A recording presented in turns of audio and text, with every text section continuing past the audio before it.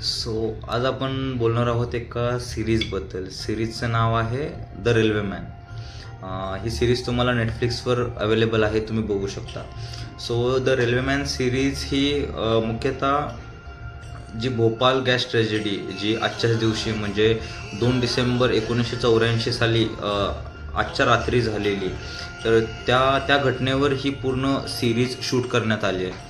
तर ह्यामध्ये मुख्यतः असं दाखवण्यात आलेलं आहे की म्हणजे त्या रात्री 2 डिसेंबरच्या रात्री 1:30 वाजता म्हणजे भोपाळ जंक्शनच्या बाहेरच असलेल्या युनियन कार्बाईड नावाच्या एका पेस्टिसाईड बनवणाऱ्या केमिकल कंपनीमधून एक मिथाईल आयसोसायनाईट म्हणजे MIC नावाचा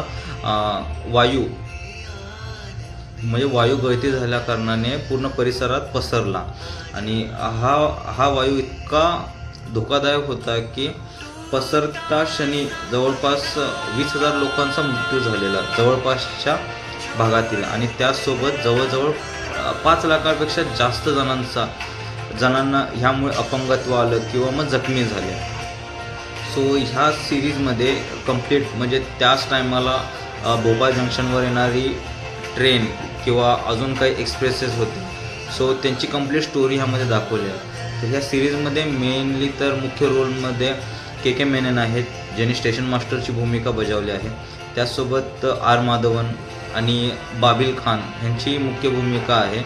सो मी नक्की तुम्हाला सजेस्ट करेन की तुम्ही नक्की नेटफ्लिक्सला जाऊन ही सिरीज बघावी.